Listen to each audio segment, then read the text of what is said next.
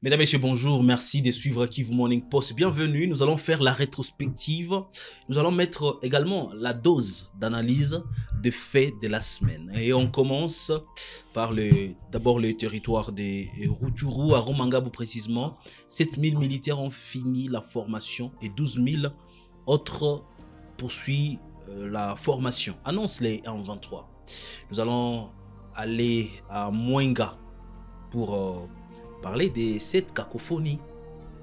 Cacophonie entre Wazalendo, des attaques enregistrées au courant de cette semaine. Également, Wazalendo et FARDC se sont attaqués. De ce côté-là, Foka Mike a fait la une à Mwenga dans les sites Kivu. Nous allons en parler. Également, on ne va pas se priver le bonheur de parler, les leaks de parler de ces dossiers à l'Assemblée nationale. La honte pour certains Congolais, la fierté pour d'autres qui veulent voir Vital Kamerhe partir. Des cerveaux, des intelligences de la République démocratique du Congo m'accompagnent aujourd'hui. Fiston Issemouami, bonjour et bienvenue. Bonjour, merci Blaise Bassabossé. Bonjour à tous ceux qui nous suivent par instant. En face de lui, Jospin Hangui, bonjour et surtout bienvenue. Bonjour Blaise, merci beaucoup. Bonjour à M. Fiston également et bonjour, à tous ceux qui nous suivent en semaine. Déjà les dimanches, on commence par là. 7000 militaires ont fini la formation à Rumangabo. Nous sommes dans les territoires de Massissi. La 23 Corneille Nangaa a annoncé 12 000 autres qui sont encore en formation. C'était la plus grande question qui a ouvert la semaine, que nous venons de finir. Comment vous analysez cette information? Merci beaucoup pour la question. Il faut d'abord dire que il s'agit de 4 brigades de commando selon la hiérarchie de l'F-123, la coordination politique et militaire qui avait présidé la cérémonie de décollation de fin des formations de ces militaires qui venaient de passer 7 mois au maquis pour être outillés en termes d'idéologie, en termes aussi de tactiques militaires, parce que parmi, c'est plus de 7000, au moins 7400 et quelque chose comme ça, il y en a qui sont venus des forces armées de la RDC, de la police nationale congolaise, ainsi que de nouvelles recrues depuis que l'F-123 a pris Goma, Bukavu, d'autres localités. Elle multiplie des séances de sensibilisation, des mobilisations de la population, de la jeunesse sur la paix, la cohabitation pacifique.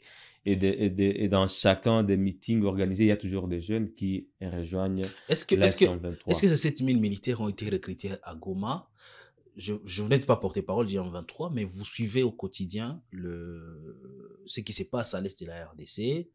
Est-ce qu'on peut se permettre, au regard des sensibilisations effectuées par les équipes de la F-123, on peut se permettre de dire que les 7000 sont venus de la communauté? Nous allons revenir sur les faits. Nous étions ici à Goma quand Laurence Kanyuka, la veille de la prise de Goma, avait fait un communiqué pour demander à tous les militaires qui restaient encore à Goma de se réunir au stade de l'unité, de déposer les armes parce que la F-123 est en train d'avancer à Goma pour, à l'époque, selon Laurence Kanyuka, libérer la ville et la population. Et parmi les militaires qui étaient restés à Goma, après des rudes combats dans la ville, il y en a qui avaient même traversé le Rwanda, plus de 100 militaires, je pense, puisqu'on va en parler. Oui. Jusqu'à présent, on n'a pas de leurs nouvelles. Ils étaient cantonnés au Rwanda. D'autres avaient pris la poudre d'escampette vers le territoire de Massissi, en passant par là pour se retrouver dans le Walikale. Ici à côté, d'autres militaires s'étaient rendus à Beni et d'autres qui n'avaient pas eu la chance de traverser soit la frontière rwandaise ou le lac Kivu ou passer par Butembo, se camoufler par la population, étaient restés dans la ville et s'étaient rendus à l'AF-123. Nous étions là pour les filmer. Les images sont là.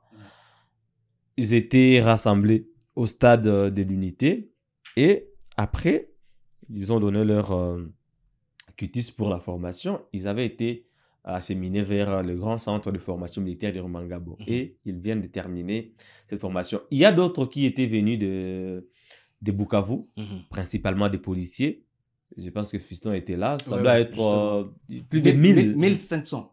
Exactement. 1500. Pour le venu au bord du bateau Emmanuel jusqu'à Goma. Après des sensibilisations, parce que beaucoup des éléments de la police s'étaient déjà transformés en civils. Ils avaient déjà jeté leur tenue militaire et ils se camouflaient parmi la population. Après beaucoup de sensibilisation, ils s'étaient rendus eux-mêmes volontairement. Ils n'avaient pas été dénoncés par la population, mais ils s'étaient rendus à l'AF 123 après des séances de sensibilisation menées par le général Biamungu, je pense Bernard Biamungu.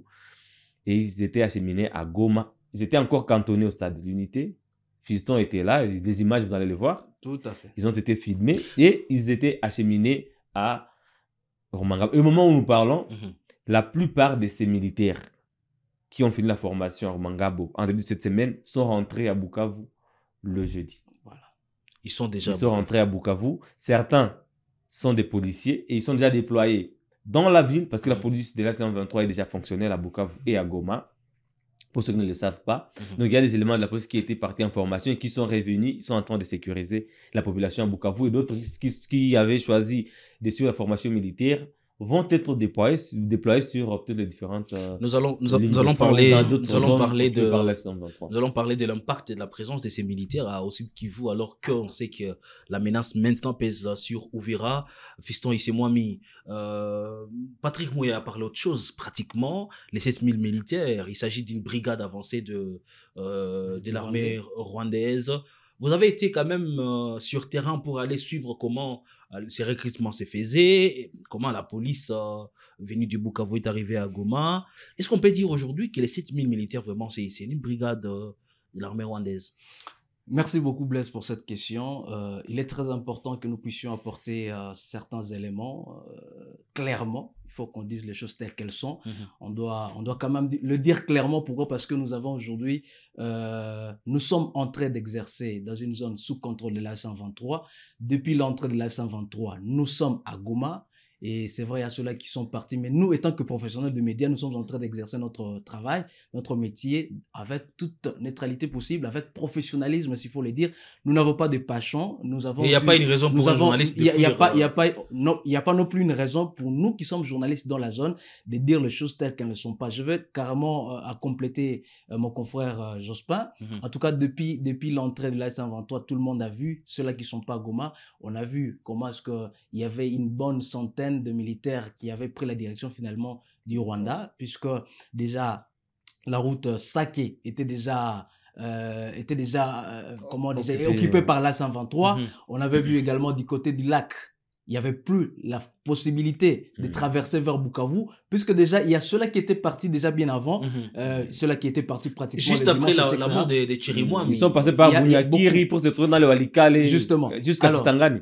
Moi, je vais revenir maintenant sur la question qui s'est passée le 30 janvier, pour essayer un peu d'apporter un peu d'éclaircissement par rapport à ces 7000 Les 30 janvier, qu'est-ce qui s'est passé? Les 30 janvier 2025.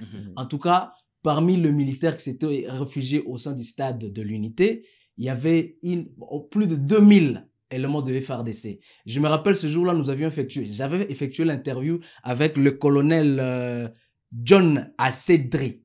C'est le colonel qu'on a vu qui a fait l'interview. Après, aujourd'hui, on le voit avec la Bible. Bon, celui-là, non, celui-là, c'est un colonel celui qui porte la tenue militaire, portait avant une tenue de la police aujourd'hui. Là, Blaise est en train de faire, il fait allusion au colonel, j'avais bien noté son nom, il s'appelle le colonel Jackson Kamba. Ouais. Lui, c'était lui qui était à la tête de 1500 éléments de la police nationale congolaise. Évidemment. Qui était venu de Bukavu et il y avait deux rotations. Et là, le 1500 éléments, c'était le premier tour qui était venu. Alors, nous les avions accueillis au niveau du déport de Goma, on les avait acheminés au stade de l'unité. C'était les autorités de la 123 qui étaient en train de coordonner tout ça. Et nous, étant que professionnels de médias, on était là pour s'inquiéter de tout ce qui se passe. Pour écrire l'histoire. Il y avait 1500 éléments de la PNC qui étaient conduits par le colonel Jackson Kamba, qui j'ai vu.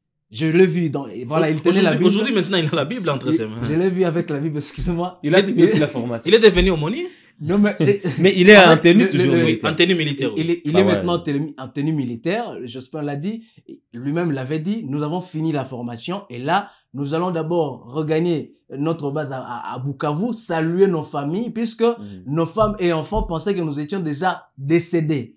Et voilà le colonel qui est parti là-bas. C'est ça. Lui, il a dit, lui-même, il a dit que, en tout cas, je vais revoir ma famille après près de 7 mois, je ne les ai pas vus. Il fallait que je voie ma famille. Pour dire déjà que nous savons bel et bien que la plupart de ces plus de 7000 éléments qui ont fini leur formation hors manga ou ici en territoire de Rutshuru, province Nord Kivu, sont plus les FARDC, les éléments, les ex-éléments de la police nationale congolaise, les Wazalendo. Les Wazalendo, ces jours-là, je me rappelle bien, quand le colonel John du 23e brigade des FARDC était parti avec plus de 2000 éléments FARDC, là-dedans, il y avait également les Wazalendo. Les Wazalendo étaient fusionnés avec les forces armées de la République démocratique du Congo. Sans compter également Papa Jospin et Ndeko Blaise, il y avait chaque jour ici à Goma des séances de sensibilisation où on a vu des jeunes, jeunes et belé bako tabaomoro na basoda balini kosa l'école.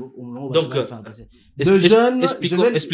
expliquons bien. Ouais. Après les opérations de ratissage, ça veut dire tous les militaires qui s'est retrouvés encore à Goma dans la cité. Après s'être rendu, il y a eu des campagnes de sensibilisation. Justement, il y a eu des campagnes de sensibilisation où on pouvait assister à chaque semaine. On pouvait, par séance de sensibilisation, par séance d'abord, on était en train de parler de dizaines. Par séance. Donc, par semaine, on pouvait aller dans une centaine. Une centaine de jeunes qui adhéraient volontairement au sein de l'armée. Une petite précision. 7 mois avant que les jeunes les jeunes civils commencent à rejoindre l'F-123, c'était d'abord des Wazalendo qui étaient dénichés parmi la population, qui se cachaient avec leurs armes parce que il y avait beaucoup de cas d'insécurité, de criminalité urbaine signalés à Goma, et puis la population avait été appelée à dénoncer des Wazalendo. Et à chaque sensibilisation, il y avait des Wazalendo qui se rendaient avec leurs armes. Vous allez vous rappeler des affrontements qui ont eu lieu à Goma. C'était au mois d'avril. Au mois d'avril, il y avait eu des affrontements dans la ville de Goma, Mugunga et Andosso. Voilà. Il y a eu des affrontements entre les FARDC et les Wazalendo qui avaient signé une incursion en pleine ville de Goma. Et après ces combats-là, le Life-123 avait multiplié des stratégies dans le Nyiragongo. Et à Kibati, il y avait une centaine de Wazalendo encore qui s'étaient rendus après ces combats-là. Ils ont été également... Lingoma les avait présentés. Ils s'étaient rendus à Kibati. Ils avaient été acheminés aussi à Rumangabo. Nous sommes ici, nous détenons des faits et nous avons été là présents. Nous avons vu, nous avons entendu, nous avons senti. Voilà notre rôle, voilà pourquoi on est à Goma. La communication de Patrick Mouya, qu'est-ce que ça avait insinué exactement? Sincèrement, on doit être honnête, nous sommes journalistes. Nous sommes pas... Moi, j'étais un tout petit peu choqué de voir cette communication du porte-parole du gouvernement de la République démocratique du Congo qui directement, sans pour autant... Nous sommes là pour leur donner des informations. Nous donnons les informations à tout le monde et au monde entier. Ça m'étonne que le porte-parole dise que ce sont des éléments supplétifs, sont des Rwandais en d'autres termes. Je suis vraiment désolé, je suis désolé, Jospin, de le dire ainsi. C'est très important. Nous venons de retracer ici les événements. Ce sont de jeunes Congolais. Des événements d'ailleurs qui sont aussi retraçables sur Kivu Morning Post. Justement, aussi pour aider l'armée à comprendre, les autorités à comprendre que c'est... Non, pour dire que Ndeko Mouyaya, ce sont de jeunes Congolais. Ce sont des ex-militaires des forces armées de la République démocratique du Congo. Ce sont des Wazalendo. Ce sont des policiers. Ce sont les éléments de la police nationale congolaise qui constituent en majorité, d'accord, plus de 7000 éléments que l'F-123 nous a mis au premier. J'espère politiquement, ça veut dire quoi, la communication des Mouyaya? Il a joué son rôle là, de porte-parole du gouvernement, il devait faire ça, qui montrer que tout est beau, ça la communication aussi. C'est comme la publicité, tout est beau, tout est bien, on ne peut pas... voilà. Même un beignet pourri, il faut... Nous qui sommes journalistes, nous n'allons pas gober tout ce qu'il a dit, parce qu'il s'est contredit. Il y a deux faiblesses, je voulais les retracer ici. Premièrement, quand il a répondu à la question de savoir quelle était sa réaction ou la réaction du gouvernement à la présentation de ces militaires par la F-123, il a d'abord commencé par dire qu'il s'agit d'une brigade de l'armée, avancée d'ailleurs de l'armée rwandaise, et que cette présentation faisait partie de la stratégie de propagande de la F-123. Plus tard, dans son argumentaire, il va encore affirmer que ces militaires-là, qui ont été formés par la F-123, feraient partie des prisonniers de guerre dans le cadre d'échanges. Donc, quand il y aura échange de prisonniers, il faudrait que la F-123 remette ces militaires dont nous parlons là, les policiers, remette à Kinshasa. Comme ça a été le cas pour plus de 1000 militaires qui avaient été remis et d'autres sont... Parce qu'on n'en a pas aussi parlé, d'autres militaires c'était rendu à la MONUSCO. Non. Et puis la MONUSCO continue jusqu'aujourd'hui à protéger, à garder ces gens. Voilà. Et ils seront peut-être renvoyés à Kinshasa. Les deux faits que je voulais évoquer, c'est qu'il parle d'abord d'une brigade. avancée de l'armée rwandaise, mais il reconnaît encore que ce sont des Congolais, des militaires des FARDC qui doivent être rendus dans le cadre d'échange des prisonniers. Et il insiste même en disant que le gouvernement va saisir Doha et Washington dans le cadre de ces processus-là pour que ces militaires soient remis comme des prisonniers. Mais quand il parle d'une brigade avancée de l'armée rwandaise, mais il crache sur le sacrifice de ces policiers-là dont nous parlons. De ces militaires-là qui s'étaient retrouvés à Goma, abandonnés par leurs supérieurs. Quand le général... le commissaire supérieur Romuald Ekuka, la veille de la prise de Goma, avait annoncé à la télévision que Goma serait transformé en champ de bataille et en cimetière. Il avait remonté le moral des militaires. Atie bango esprit. Mati bango esprit. Mati esprit à l'obi, toko bunda. Ce qu'il faut tokufa dans la ville. Et puis on a vu ce qui s'était passé. Il y avait beaucoup de morts parmi les militaires ici. Mais ceux qui avaient combattu, ceux qui n'avaient plus de force, ils se retrouvent maintenant faibles devant l'F-123. Mais c'était après avoir combattu. Ce n'était pas des civils, c'était des militaires qui ont d'abord combattu avant de se retrouver faibles face à leur adversaire ou à leur ennemi. Maintenant, le combat mené par ces militaires doit être réduit à zéro. Il faut le traiter des Rwandais. Ceux qui sont venus de Bukavu, tous ces Wazalendo-là, qui étaient armés par Félix Tshisekedi, abandonnés par leur commandant, remonté le moral et tout par le vice-gouverneur, le vice-gouverneur, tous ces Wazalendo, qui étaient applaudis, qu'on a traité des héros. Aujourd'hui, il faut les traiter des Rwandais.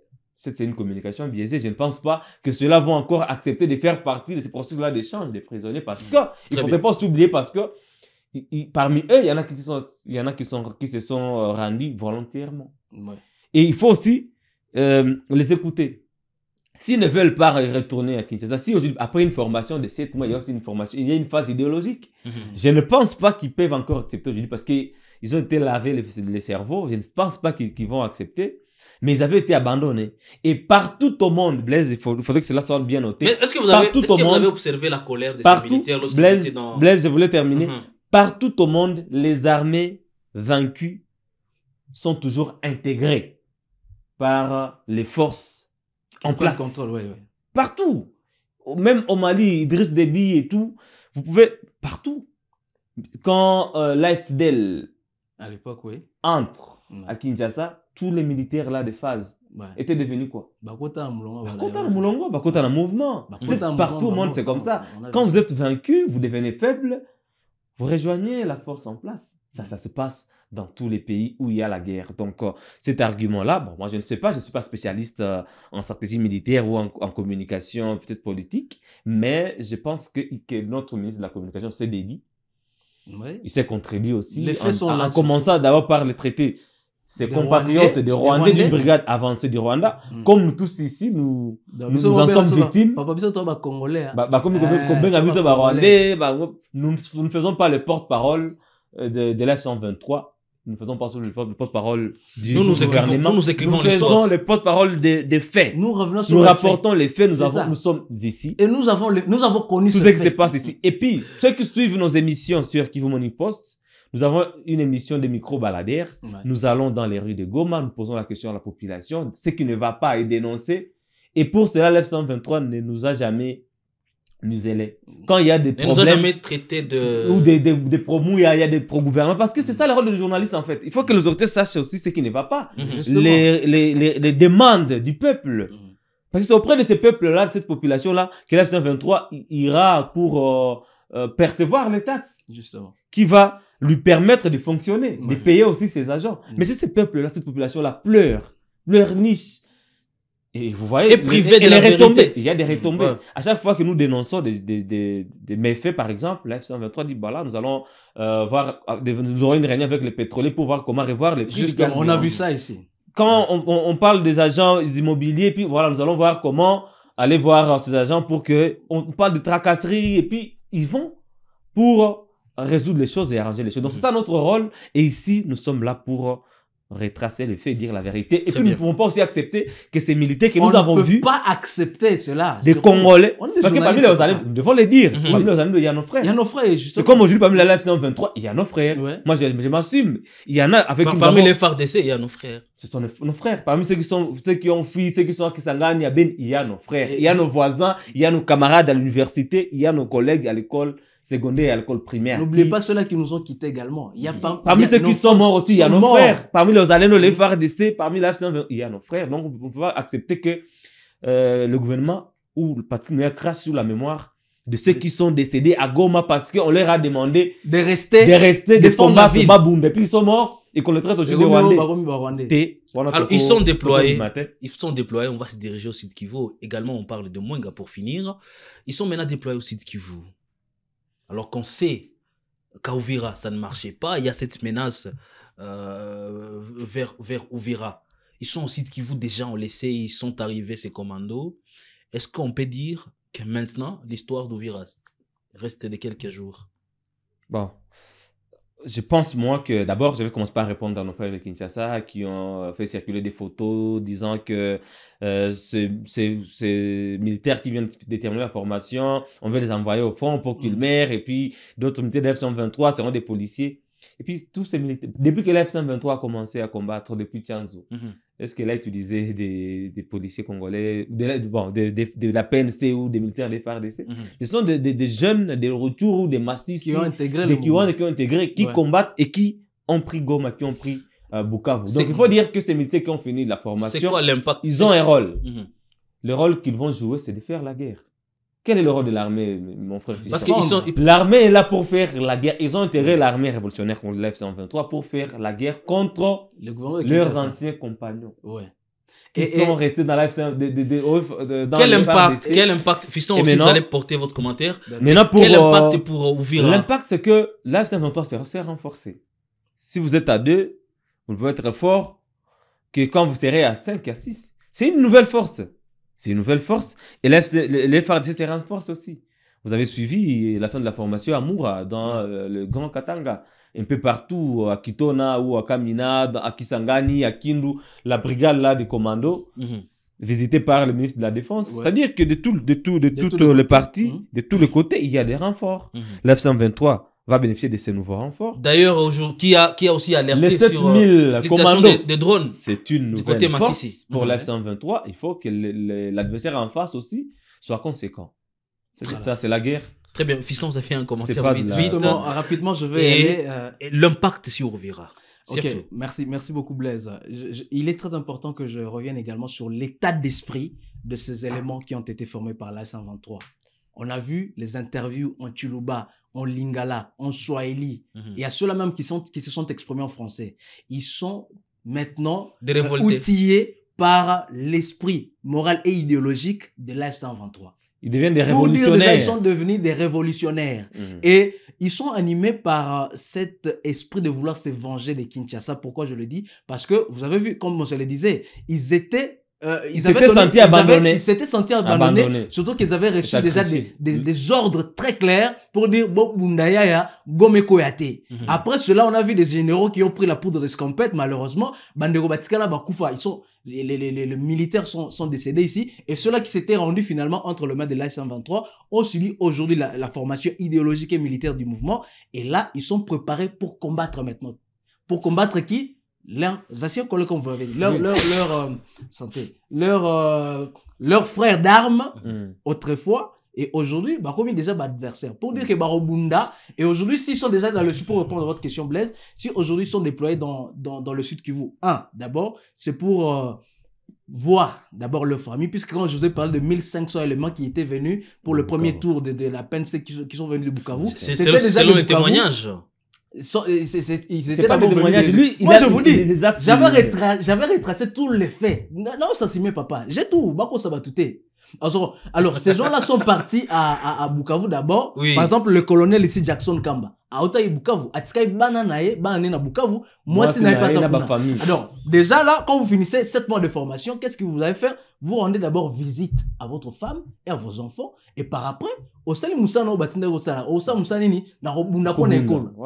C'est ça en fait la philosophie. Donc là, Très maintenant bien. pour Uvira, Très bien. je ne sais pas le dire puisque je ne suis pas exactement. On va s'y poser parce que. Non, pense c'est une déjà- nouvelle force. C'est une nouvelle force force qui est qui arrive. déterminée à- C'est un coup de pouce, en fait. Ouais, ça va booster un peu Ouais, tout le. c'est un coup de boost. Vous avez vu à Alors, Mwenga, etc. au site Kivu, on Ouais. commence par là. Mwenga, on finit une minute. Mm. À Mwenga, les Wazalendo et FARDC commencent à s'attaquer entre eux. D'ailleurs, on a vu un même commandant des Wazalendo Qui a été tué par. à Luvungi. à Luvungi. C'est sur la route vers site Kivu. Ouais. Alors, Blaise, Tunangani, ces gens-là sont mal barrés déjà.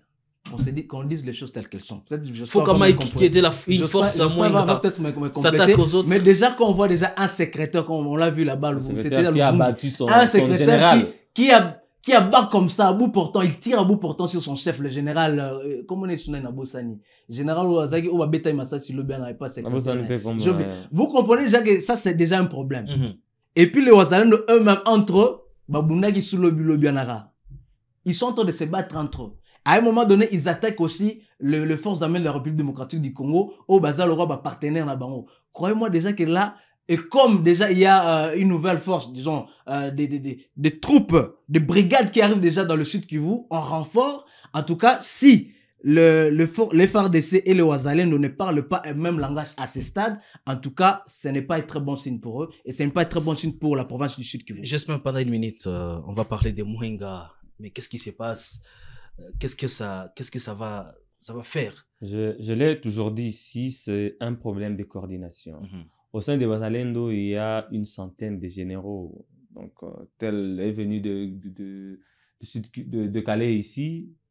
Il y en a des généraux qui sont aujourd'hui à Uvira, venus de Calais et d'ici. Il y en a qui étaient d'autres qui étaient je les ai vus dans les images du VPM Chavali Luko à Uvira. Il y a des généraux qui étaient à Goma, qui était à Kalungu, qui était J'ai vu mon ami Constantin qui était voilà, là. D'ailleurs, on l'a reçu Constantin. plusieurs fois. Voilà, il était, vous allez me dire à Goma, il est là-bas. C'est-à-dire qu'Uvira aujourd'hui, c'est le siège. C'est l'état-major général de Wazalendo et des FARDC dans cette partie orientale. Uvira est devenu très stratégique, plus que même Kisangani et Walikale. Donc il faudrait qu'il y ait une coordination, qu'on sache. Parce que parmi les généraux, il y en a qui s'appellent, qui s'autoproclament général de brigade, lieutenant général. Il faudrait que cette réserve à l'armée de la défense soit bien coordonnée par les forces armées de la RDC, par le ministère de la Défense. Pour qu'on sache pourquoi ce nom de lieutenant général, il est passé par quelle formation? Justement. Il faut voir l'ennemi en face, leur ennemi, leur adversaire qui se positionne dans une position très sérieuse. 7 mois de formation, c'est pas de la camelote. Et puis vous allez voir que certains peut-être généraux ou certains officiers des FARDC peuvent se retrouver avec des grades inférieurs. Ça ne va pas vous surprendre. Tu peux voir que notre vieux qui était colonel se retrouve lieutenant peut-être par rapport à la formation qu'il a reçue. Peut-être la seule fois, c'est dire le niveau qu'il doit avoir, c'est celui-ci. Vous ne devez pas être surpris. C'est ce qui doit se passer. Mais pour les Wazalendo, il faut une formation même de 7 mois dans le maquis. Ils sont bien formés pour qu'on sache est-ce qu'il est consistant maintenant. Ouais, vous pouvez voir un aventurier qui s'appelle le général alors qu'il ne peut même pas avoir le niveau d'être même lieutenant. Peut-être qu'il n'a même pas un diplôme d'état et tout ça. Donc il faudrait qu'il y ait une bonne formation de Wazalendo, une bonne coordination, qu'on sache cette brigade est commandée par qui. Parce que c'est comme la jungle aujourd'hui au sud Kivu. Tel général Wazalendo contre tel autre, ils se battent alors qu'ils sont censés former une coalition. C'est ridicule. Et ils vont perdre. Quand vous êtes divisé, vous allez perdre. Je suis désolé. Merci. On va finir cette rétrospective. Merci pour la pertinence, surtout des idées, des arguments. Merci pour ces éléments. Merci également à vous, chers internautes, qui nous suivez. Nous, on est là pour écrire l'histoire. S'il n'y a pas des éléments, s'il n'y a pas des gens qui sont là au quotidien pour récolter les éléments, certaines personnes auront du mal à raconter ce qui s'est passé. Nous sommes à la nouvelle technologie. Il faut utiliser cette force-là pour aider même ceux qui sont loin de Goma, de savoir ce qui se passe à Goma. Demain, qu'on ne puisse pas nous dire autre chose. Surtout nous qui vivons la situation. Les Wazalendo, prenez les choses au sérieux.